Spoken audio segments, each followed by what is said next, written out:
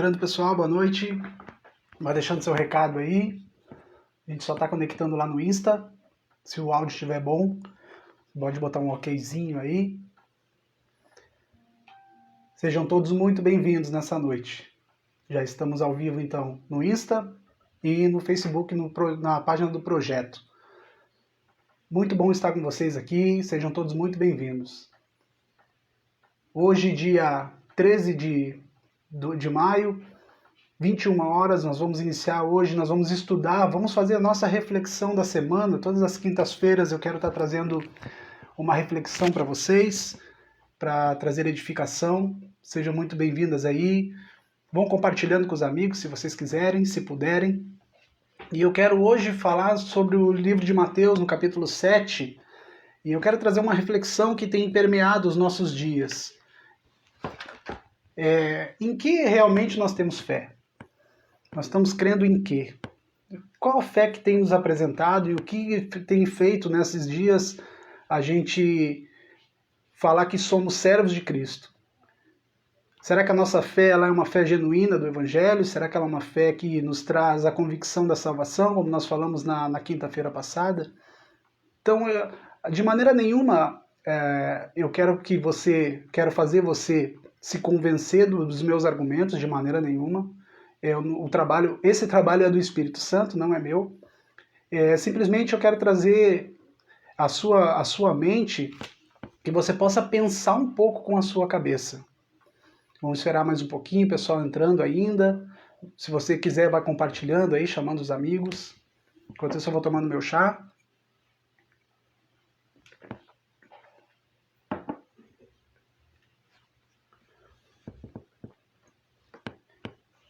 E, na verdade, quem faz todo o trabalho de convencimento é o Espírito Santo. É o Espírito Santo que convence o homem do pecado, da justiça, do juízo.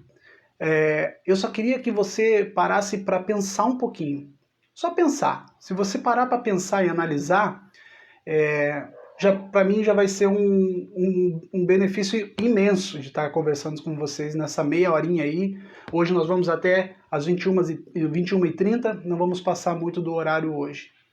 Eu queria desde já, enquanto o pessoal vai entrando, a gente vai compartilhar já em Mateus capítulo 7 e no versículo 21, versículo muito conhecido. Isso são palavras de Jesus. Mateus 7, versículo 21, ele vai dizer assim: nem todo aquele que me diz, Senhor, Senhor, entrará no reino dos céus, mas apenas aquele que faz a vontade do meu Pai que está nos céus. Muitos me dirão naquele dia, Senhor, Senhor, não profetizamos em teu nome? Em teu nome não expulsamos os demônios? E não realizamos muitos milagres? Então lhes direi claramente, diz o Senhor, nunca os conheci. Afastai de mim, vocês que praticam o mal. São palavras do próprio Cristo. Eu gosto dessa minha Bíblia. Eu estou lendo na NVI, mas eu gosto dessa Bíblia porque ela coloca as palavras de Jesus em destaque. Algumas são vermelhas e outras são em azul.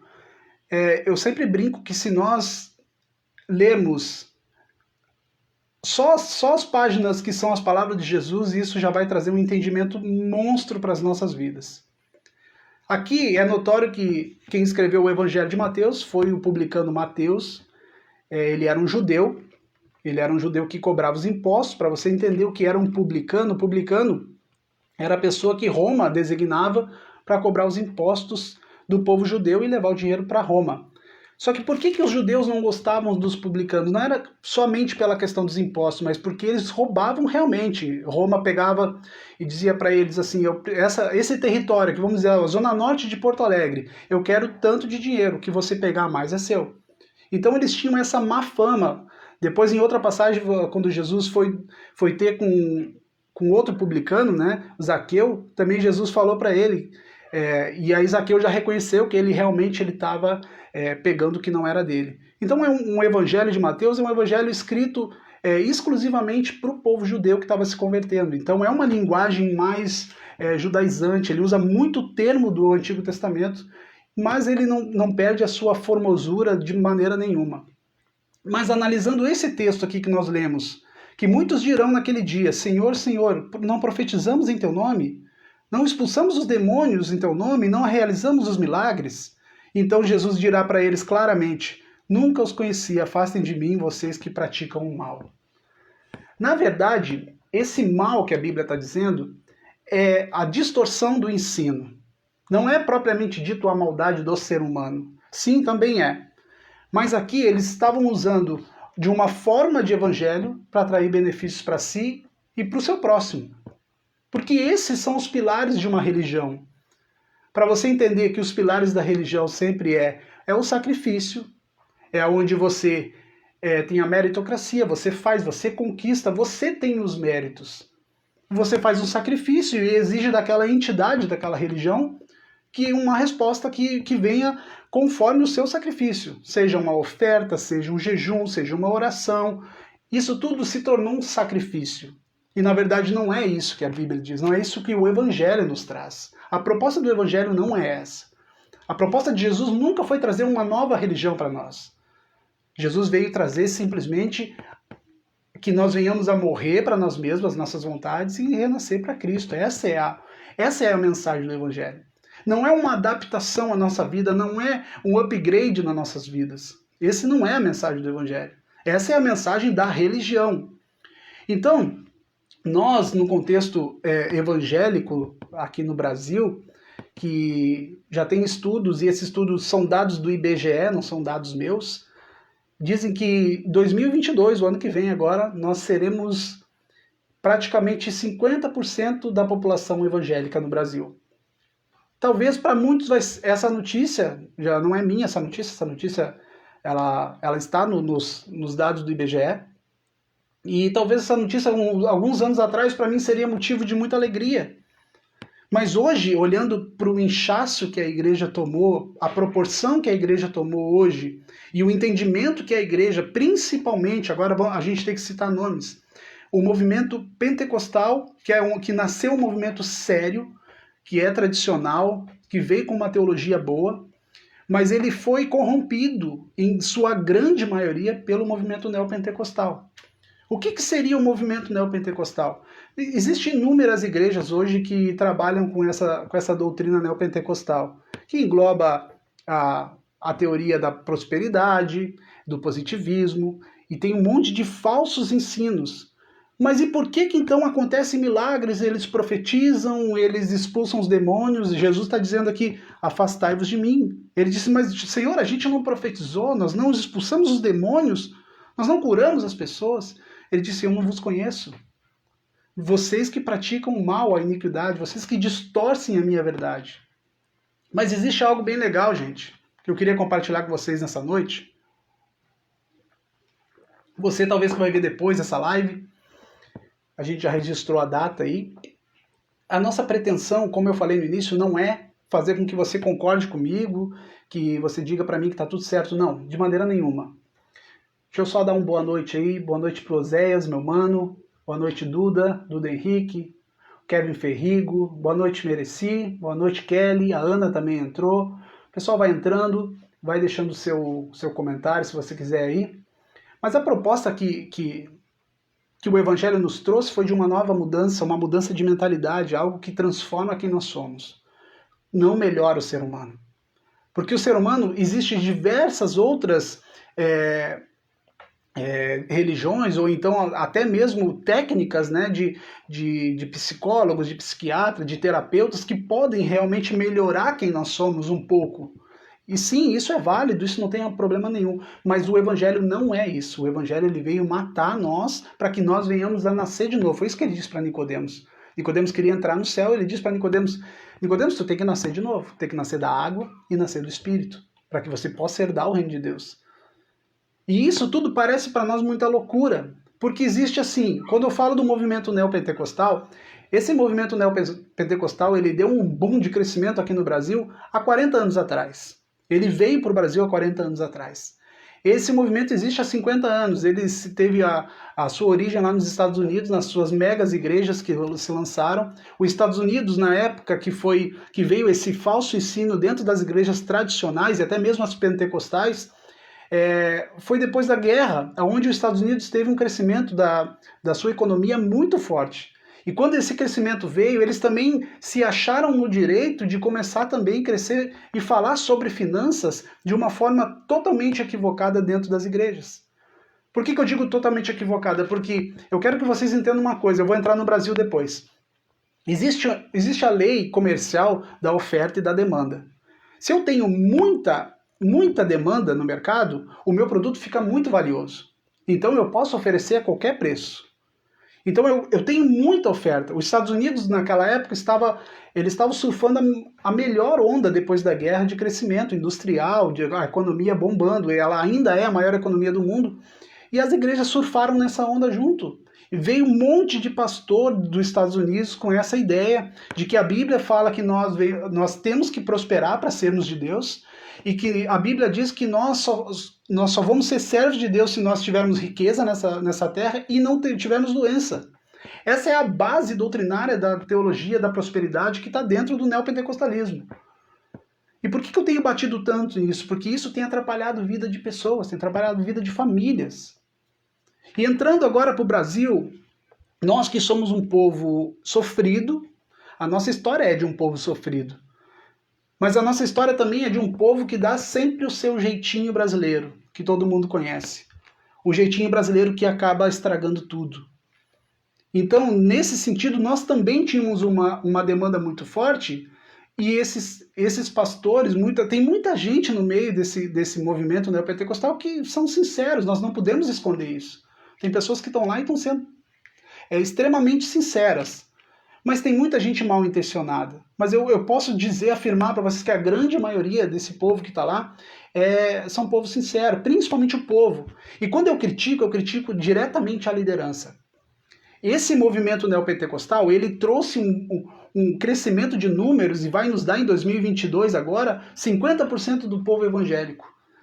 Mas não quer dizer que nós somos uma nação evangélica, nós somos uma nação cristã. O cristão tem que seguir a Cristo. O evangélico tem que seguir o evangelho. E não as falsas doutrinas. E essa doutrina, ela se instaurou muito bem no Brasil, por quê? Por causa da ganância do povo. Porque você e eu, posso me colocar, porque eu também já estive dentro desse movimento, você e eu, nós somos gananciosos. Nós queremos ter o controle de Deus. E essa religião neopentecostal, evangélica neopentecostal, ela nos dá a sensação de que nós controlamos a Deus, com as nossas ofertas, com os nossos sacrifícios. Eu não oro, eu fui ensinado a não orar, você foi ensinado a não orar para conhecer a Deus e para Deus mudar quem eu sou, porque a oração muda quem eu sou. Não, mas eles ensinaram você a jejuar, a fazer um sacrifício de oferta, a você orar muito para conquistar coisas nessa terra. Coisas que muitas vezes vai vir por intermédio do estudo, por intermédio de você estar se dedicando a uma profissão, estudando numa faculdade, num curso. Isso é prosperidade. O Evangelho, Jesus nunca prometeu nada de prosperidade, e Jesus também não prometeu cura, ele não prometeu esse tipo de coisa. Mas então tu não crê que Jesus faz cura? Olha, irmão, na verdade não importa o que eu creio, importa o que a Bíblia diz. Eu creio, mas a Bíblia também me respalda. Jesus disse, vocês vão fazer sinais maiores do que os meus. Vocês vão colocar as mãos e eles serão curados enfermos. Existe milagre, sim. Não é eu, não é o Douglas, é a Bíblia. Não interessa o que eu acho, interessa o que a Bíblia está dizendo. Mas no meio dessa demanda do povo, que é um povo sofrido, o nosso povo brasileiro, nós não temos um governo que nos ampara, nós não temos... os governantes trabalham hoje para a perpetuação do seu poder na política, para poder ficar anos e anos e anos e colocar a família junto. Não adianta nós botarmos as nossas confianças e as nossas esperanças num governo evangélico. Não adianta, não adianta. Não é um governo evangélico que vai mudar a nossa nação. Não existe esse tipo de coisa. Isso é uma opinião minha, de uma cosmovisão cristã. Porque Jesus nunca veio fazer politicagem. Jesus nunca veio trazer para nós, me sirvam que eu te dou alguma coisa. Não, ele disse, não é assim. Quando ele teve a oportunidade de botar a mão no dinheiro do jovem rico, ele disse para o jovem rico, vende tudo que tu tem e dá aos pobres e me segue. O evangelho não é essa barganha, não é a meritocracia. É claro que Deus vai nos abençoar nessa terra, é óbvio que Deus vai nos abençoar nessa terra. É óbvio que Deus vai nos dar sabedoria, mas não é esse o motivo pelo qual eu e você servimos a Deus. E de fato de nós termos uma demanda muito forte de maus tratos de um país que vira as costas para o seu povo, que não respeita o seu povo, muito diferente do povo americano, do governo americano. Então nós temos essa fragilidade. E nós geramos esses líderes. Os líderes viram, como é que eu vou fazer para a igreja crescer? Eu vou barganhar com o povo. Eu vou jogar para eles que existe, aqui tem milagre, aqui tem cura, aqui tem bênção, faz as formulinhas que Deus vai te abençoar. É só cumprir as formulinhas. Ah, mas Davi não foi rico? Salomão não foi rico? Nós não podemos usar esse tipo de personagens para falar com que nós vamos ser ricos. Esses homens foram reis da época, reis em Israel, homens de governo. Mas Jesus, ele disse para os seus discípulos, vocês vão ser perseguidos, na sinagoga vocês vão ser maltratados, muitos vão morrer por amor do evangelho. É esse evangélico que não move multidões. Mas o evangelho da troca da barganha e do controle de Deus, você tem o joystick de Deus e você faz o que quiser com Deus. Porque você toma posse, você paga uma oferta ali, eu não chamo mais nem de oferta, porque quando uma pessoa faz um voto, como eles dizem no neopentecostalismo, na verdade você está fazendo uma propina. Porque é como se tivesse uma fila de gente esperando bênção, você vai lá, paga a sua propina e Deus te passa na frente, o jeitinho brasileiro. Esse evangelho se encaixou perfeitamente no nosso país por causa disso. Por causa do jeitinho brasileiro que nós queremos dar. Mas o evangelho de Cristo, ele não é brasileiro e nem americano. O evangelho de Cristo, ele é celestial. Ele não nos traz isso. Ele não nos traz esse tipo de barganha com Deus. Então nós temos que parar com isso. Porque quem alimenta essa máfia evangélica neopentecostal, que nós não chamamos nem de irmãos hoje, é uma seita neopentecostal, quem financia somos eu e você. Por quê? Porque nós somos gananciosos. Porque a gente quer dar o jeitinho brasileiro. A gente acaba também querendo barganhar as coisas com Deus.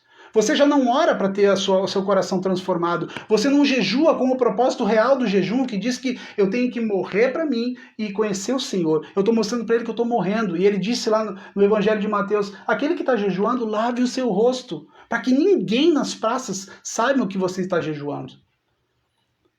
Mas nós fomos ensinados que o jejum é uma insistência de um filho birrento que está batendo o pé no supermercado porque quer um doce. Então você faz, bate até que Deus faça a sua vontade. E não acontece. Porque essa não é a proposta do Evangelho. Deus jamais vai conquistar o ser humano por presente. Mas isso se instalou no Brasil de uma forma que caiu como uma luva. Quer ser próspero? Quer ter uma igreja lotada e muito bem financeiramente falando? Começa a tentar trocar coisa com o povo. O povo já é maltratado pelo governo. Os hospitais estão lotados, matando gente o tempo inteiro. Os governos não estão nem aí. Governante nenhum. Pode ser Bolsonaro, pode ser Lula, pode ser quem for. Não estão nem aí para você. Não estão nem aí para você. Eles não estão nem aí para o povo. Não tenho político de estimação, não sou de direita, não sou de esquerda, não sou de centro, não sou disso. Eu só sei de uma coisa. A classe política e também a bancada evangélica no nosso país, eles estão dando a mínima para o povo. Se eles estivessem dando a mínima para o povo, eles teriam comprado a vacina lá em novembro do ano passado, quando a Pfizer, que está sendo todo o escândalo agora que você está vendo na televisão, ofereceu para o governo. Então, tire as suas esperanças de um Messias. Ele só tem o nome de Messias, ele não é o Messias. O reino de Deus não é dessa terra. Não é dessa terra.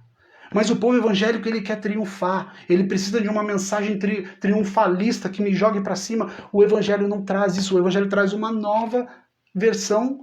Ele mata quem eu sou e me traz de novo a vida na mentalidade. Eu trouxe um trecho de um livro que eu estou lendo e eu queria dividir com vocês aqui rapidamente. Nós já estamos, falta 10 minutos. Hoje eu não vou me exceder.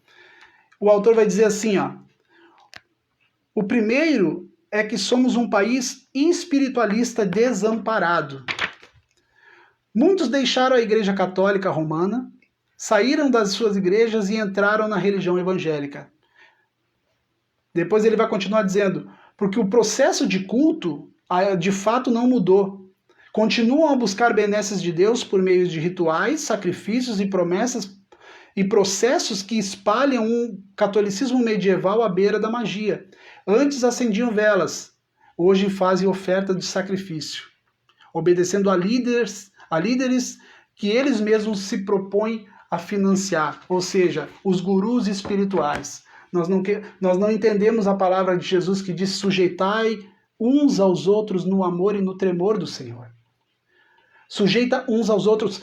Essa mentalidade de que nós temos uma hierarquia dentro da igreja. Eu sou um pastor, mas essa mentalidade que tínhamos, que nós temos uma hierarquia como se fosse um exército militar dentro da igreja, isso é totalmente falso da teologia da prosperidade, do neopentecostalismo. Por quê? Porque se eu me coloco como o seu supra-sumo líder, eu tenho poder e direito de manipular você. E aí existe outro fenômeno que daí o povo evangélico se nega, né? E muitos pastores, muitos líderes, eu disse que eu ia fazer uma denúncia hoje. Muitos líderes se negam a entrar nesse campo, por quê? Porque eu não vou mais ser convidado para pregar em lugar nenhum. Não estou preocupado com isso também. 2, esse pessoal que depende de oferta para estar aí pregando um na igreja do outro e pegando seu saláriozinho ali, esse pessoal não vai entrar nesse campo. Porque eles vivem desse sistema. Eu não vivo desse sistema. E mesmo que eu vivesse desse sistema, eu nunca ia negociar a verdade do evangelho para ganhar nem dinheiro e nem pessoas. Aqui Jesus foi claríssimo, ele disse: muitos dirão naquele dia: Senhor, Senhor, não profetizamos em teu nome não expulsamos os demônios e realizamos milagres? Ele disse: eu não conheço vocês. Vocês que praticam mal, afastai de mim. É justamente aqui que eu vou falar diretamente à liderança das igrejas. Porque é justamente aqui que a Bíblia vai dizer, e Jesus mesmo disse: deixai vir a mim as criancinhas, porque é delas o reino de Deus. E ai daquele que fizer um desses pequeninos tropeçar, porque melhor fora colocar uma pedra de moinho no seu pescoço e se atirar no fundo do mar. É para esse tipo de liderança que manipula, que diz que você está debaixo da liderança, que você está debaixo da cobertura. Se sair da minha igreja, você está amaldiçoado. Isso não é evangelho, isso é neopentecostalismo purinho. Aí você vai dizer, talvez você que está assistindo a live, você que vai assistir depois, você vai chegar para o seu pastor e vai dizer assim: pastor, eu vi uma live lá de um carinha e ele estava dizendo que tem muitas igrejas pentecostais que já estão totalmente imersas no movimento neopentecostal. O seu pastor nunca vai afirmar isso. Ele nunca vai dizer. Sabe por quê? Porque isso queima o filme. Isso queimou o filme dele. Se ele se declarar adepto à teologia da prosperidade e do neopentecostalismo que reina no mundo hoje, e esse 50% da população evangélica que eu falei para você, é do neopentecostalismo. É do neopentecostalismo. Mas ele não vai afirmar que ele é desse movimento. Ele vai dizer: não, nós somos pentecostais. Se for a pentecostal. Porque o pentecostal tradicional era uma igreja muito séria, mas hoje é muito difícil de ver. Eu vou dar alguns exemplos do que é essa teologia do positivismo. Sabe quando você foi ensinado assim, ó, profetiza que você está curado em nome de Jesus e aconteceu um milagre. Aconteceu, na verdade, não é um milagre, é uma mágica. Isso não tem nada a ver com o evangelho. Me mostra onde que está escrito isso, que eu vou me autodeclarar curado e vai acontecer. Eu não estou tirando o poder de Deus, mas isso é da teologia do positivismo, porque diz que aquele que estiver enfermo, ele não é de Deus. Aquele que for pobre não é de Deus. É isso que eles dizem. Quando você fala assim: eu amarro em nome de Jesus, eu faço, eu profetizo, eu tomo posse, é só eu, porque nós fomos ensinados, porque nós precisamos encher os nossos celeiros. E nós cantávamos músicas nas igrejas antes: e eu vou encher os meus celeiros, porque Deus está preocupado em me dar coisas. Uma igreja totalmente veterotestamentária. Eu vou falar mais uma vez, nós falamos quinta-feira passada. O Velho Testamento não é o problema, ele é lindo, mas ele é mal interpretado, ele é mal lido. O óculos não é o óculos da graça. Não se usa o óculos da graça, se usa o óculos de uma religião judaica misturada com o catolicismo romano, que é a cultura que nós herdamos. Então, eu não estou aqui, mais uma vez eu vou dizer, eu não estou dizendo para você aqui que você tem que concordar comigo, de maneira nenhuma. Eu só quero que você pare para pensar um pouquinho. Que tipo de evangelho e qual Deus que você tem servido? Se a mensagem do evangelho ela é importante para você, como é para mim e para minha família, eu acho que está mais do que na hora de você estudar o livro que é o mais vendido na face da Terra. Ele é o menos lido e muito menos estudado. Muito menos estudado. Porque muitos que estão assistindo, que vão assistir, que talvez não vão assistir essa live, eles só enxergam a Bíblia com óculos desse líder que foi a sua cobertura espiritual. E sabe qual é o argumento que eles usam? Pare de ouvir as vozes na internet que vocês vão se confundir. Aquele que é de Cristo não se confunde. Não caia nessa ladaia. Não caia. Se nós ensinarmos os nossos filhos, a Bíblia diz, no caminho que devem andar, jamais ele se separará do caminho. Então não tem que ter medo de perder membros na minha igreja, porque a igreja não é minha e os membros não são meus, as ovelhas não são minhas, as ovelhas são de Jesus. É por isso que nós temos que acender um alerta, sim, eu sou um pastor, você nunca vai ouvir da minha boca dizer assim, ó, pare de congregar, seja um desigrejados, nunca. Nós estamos plantando uma igreja em Porto Alegre, assim que a população tiver 60% vacinada, assim que tudo estiver mais calmo, nós vamos abrir a nossa igreja, nós já temos um povo, nós já temos o recurso, Deus já deu isso para nós. Mas não é esse o fato. Isso é para você entender que muitos vão dizer, não, esses caras não têm compromisso com ninguém. Nós temos compromisso com a Bíblia. E sabe por que eu honro os meus irmãos? Porque a Bíblia diz que eu tenho que honrar, não é o pastor. Ninguém tem que me honrar porque eu sou pastor. Eles têm que me honrar porque eu sou um irmão deles. E na verdade, o pastor ele não é esse líder autoritário que apresentaram para você. O pastor ele é uma ovelha líder. Porque o único pastor que Romanos vai dizer para nós é Jesus Cristo, o nosso único sumo sacerdote. Essa mentalidade veterotestamentária mal interpretada é que tem aprisionado você. E cara, vou dizer uma coisa para vocês, e tem destruído vidas. Porque existe um fenômeno, agora eu vou trazer um dado bem interessante para vocês. Existe um fenômeno no Brasil, e nós já falamos o nome aqui, que é o fenômeno dos desigrejados.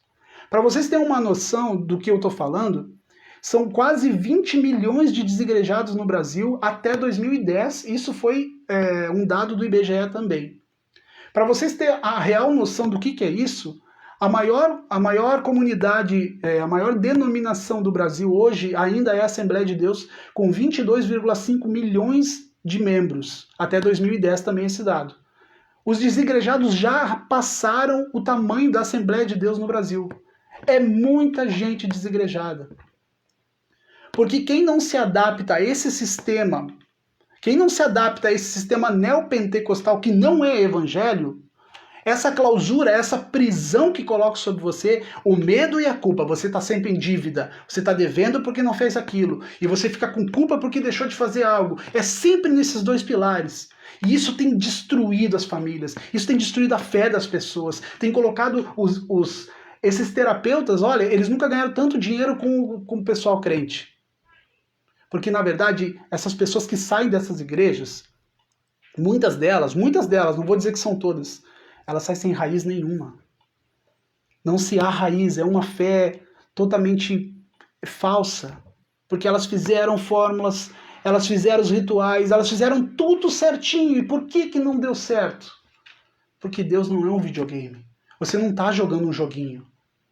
Deus não é isso que nós imaginamos. Deus ele veio nos mudar por inteiro, não fazer um upgrade na nossa vida. A mensagem do Evangelho é essa. Ela não vai encher a igreja. E eu tenho convicção plena disso.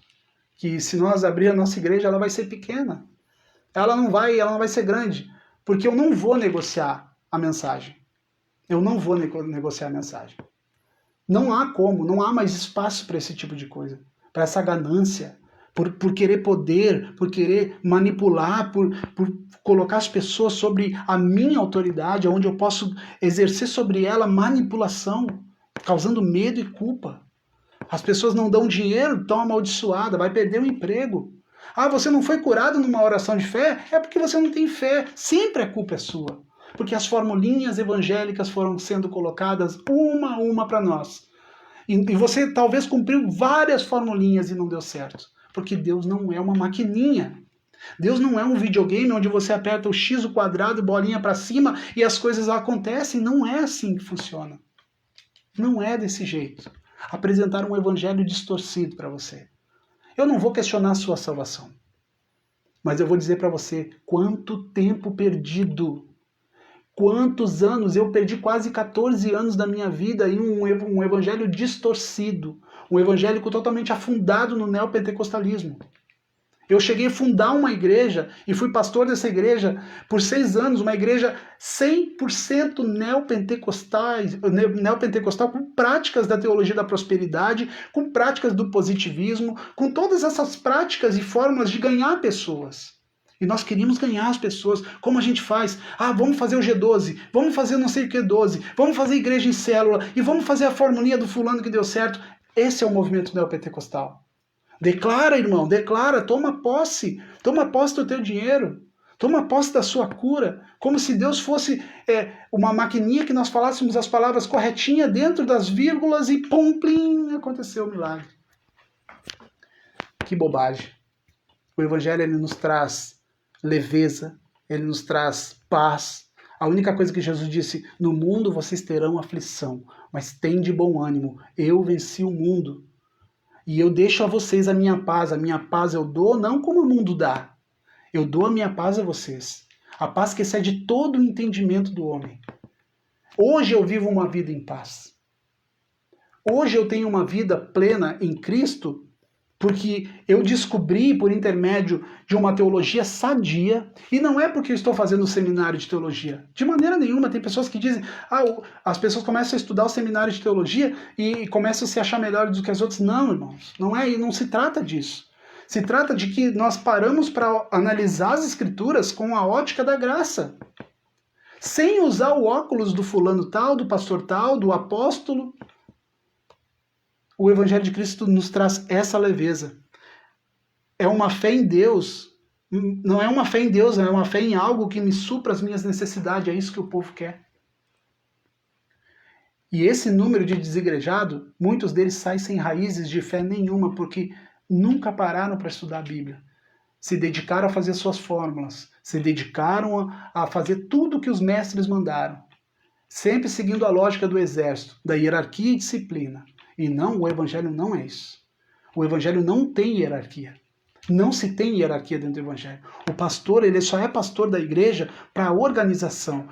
Eu vou falar algo para você, e se você não concorda comigo, existem outras lives aí de pessoas até mais famosas do que eu. Você pode ir para lá, para outra live, não tem problema nenhum.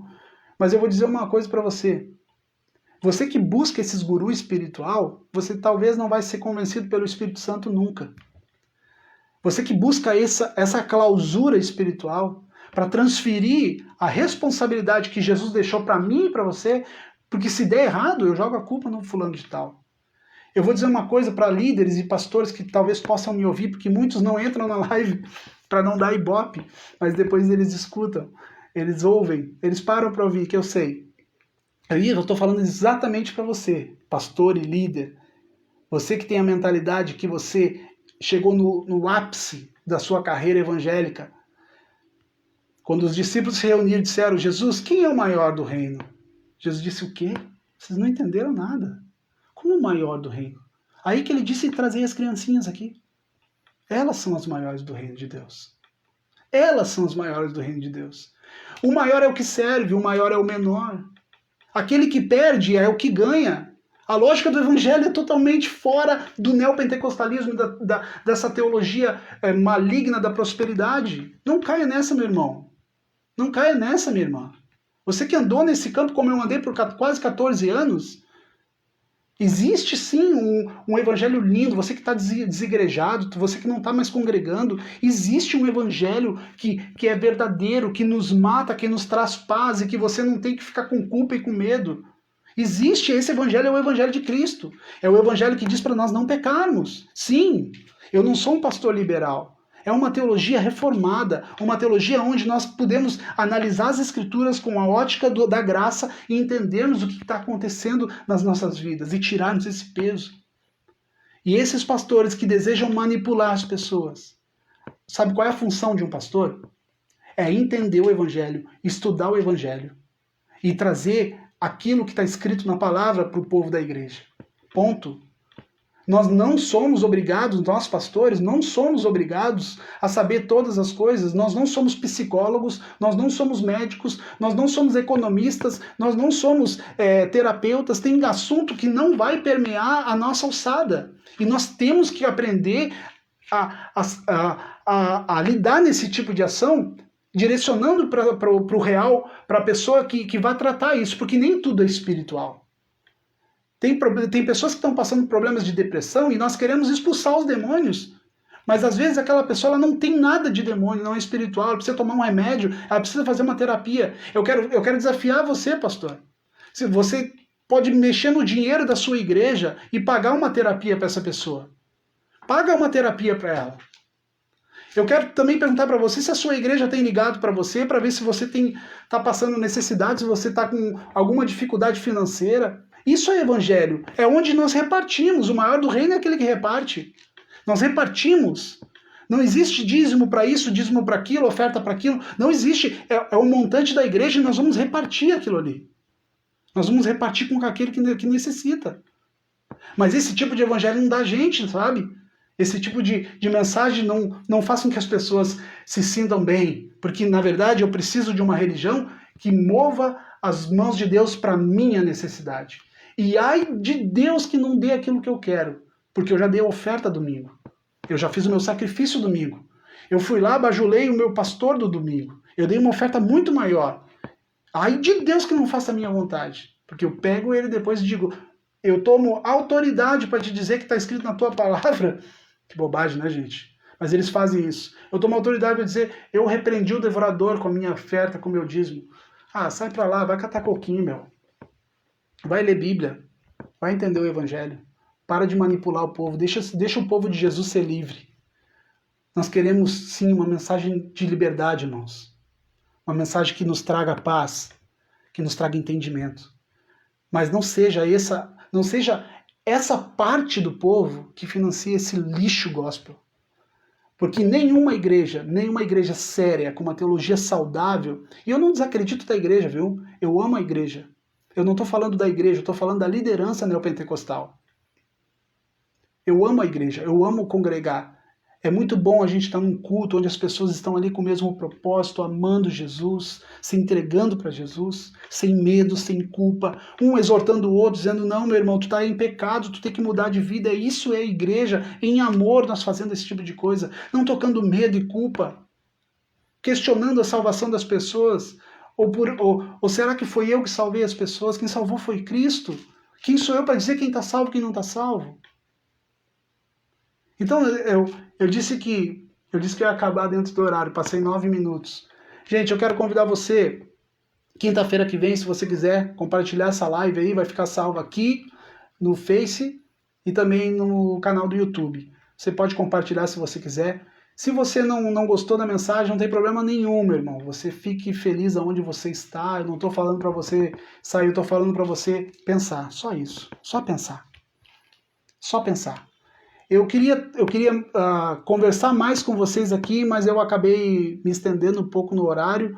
Mas depois eu sei que a Kelly está pegando todos os comentários ali e a gente vai entrando em contato com vocês. Vamos orar nessa noite? Que fica essa mensagem para vocês aqui. Não é pelo o nosso pagar, o nosso sacrificar, o nosso exigir de Deus. Muitos dirão naquele dia, Jesus disse. Nós expulsamos demônios, nós profetizamos, nós realizamos muitos milagres. E tem um monte de gente fazendo isso, né? Você vai em igrejas hoje, neopentecostal, que está cheio de cadeira de roda nas paredes. E muleta. Aquilo ali é um troféu para dizer que aqui tem milagre. Aqui tem milagre. Venha nessa igreja, porque Deus marcou um horário aqui. Deus não está em todos os lugares, ele só faz milagre lá. Sabe por que ele faz milagre? Porque o homem de Deus se consagra. Meritocracia. Deus não é Deus de meritocracia. Se você se consagra pelo motivo errado, você está se consagrando vão. É vão. Você está perdendo tempo. Se você se consagra pelo motivo certo, o que vai acontecer? Deus vai mudar o seu coração, a sua mente. O jejum é morte. A oração é eu abrindo o meu coração para Deus mudar o meu coração. Agora, se eu vou jejuar para ter um carro, para ter uma casa, se eu vou jejuar para que aconteça coisas materiais, tá perdendo teu tempo, meu irmão. Isso não é evangelho, não. Isso não é evangelho, isso aí é só mais uma religião entre outras. Eu quero encerrar com os 2 pilares da religião: a meritocracia e a barganha de troca. Você dá e recebe. Você faz por merecer e Deus te dá. É como se Deus estivesse lá em cima, olhando para a igreja e dizendo assim: não, aquele irmão ali hoje ele está gritando mais do que o outro, ele vai receber. Não, mas aquele lá deu uma oferta maior. Aí aquele lá dizendo: glória a Deus, Deus me abençoou financeiramente. Aí o outro lá na ponta que está passando necessidade financeira vai dizer: o que será que eu fiz de errado? Deus não me abençoa. Abençoa o irmão ali, o raio caiu do lado e não caiu em mim. Qual é a fórmula que eu errei? Por isso que na nossa igreja, o que você nunca vai ver é testemunho financeiro. Nunca. Nunca. Isso é uma posição nossa. Na nossa igreja não tem testemunho financeiro, não. Porque parece que Deus é um Deus de divisão, está dizendo: eu abençoo aquele ali com recurso financeiro, o outro não orou, ele não orou o tanto que devia orar, ele não jejuou, ele não se consagrou, então não vai receber. Que bobagem, isso não é evangelho. Mas eu vou parar por aqui, porque a nossa combinada era meia hora, já passei 10 minutos. Espero que tenha abençoado a sua vida. Quinta-feira que vem a gente está de novo aí com as nossas reflexões. Isso não é uma aula de teologia, é uma reflexão para que nós venhamos a pensar. Pai querido, eu oro, Deus, nessa hora, em nome do teu Filho Jesus, agradecendo, Deus, pela tua palavra, agradecendo, Senhor, pela oportunidade de estar falando com alguns irmãos aqui nessa hora. Que a tua palavra frutifique, Deus, trazendo entendimento, trazendo graça, trazendo sabedoria aos nossos irmãos. Pai querido, para que o teu evangelho, não esse evangelho de troca, esse evangelho tortuoso que nós temos visto atrapalhando muito dos teus pequeninos. Para que esse evangelho, Deus, da verdade, da morte de Cristo, da morte nossa, para uma nova vida em Cristo, venha a renascer dentro de nós. Que muitos de nós venhamos a nos converter novamente. Eu quero, Deus, te pedir em nome de Jesus Cristo, que o Senhor nos abençoe, Pai. Nos abençoe cada vez mais com a tua paz, com a tua graça e com a tua sabedoria. Abre, Senhor, os nossos olhos espirituais. Aonde nós estamos errando, aonde nós estamos pecando, que nós possamos melhorar, sermos melhores e andarmos para a tua glória. Em nome de Jesus, Pai. Amém. Amém? Que Deus abençoe vocês. Amanhã nós temos o nosso grupo. Quem quiser, procure-nos na rede social. A gente faz o nosso encontro, o nosso culto da igreja. É 100% online via Google Meet. Não é uma live, você participa. Vai ser bem legal. Espero você lá amanhã, se você quiser. Procure-nos na rede social. Grande abraço aí, Marcelo. O Marcelo que usa umas coisinhas lá, eu brinco com ele. Um abraço, James. Um abraço, Joel Machugo. Obrigado pela... Eduardo Lindman, um abraço, meu irmão, e todos que entraram e saíram aí, grande abraço, fiquem com Deus, até quinta-feira que vem, tchau, beijo.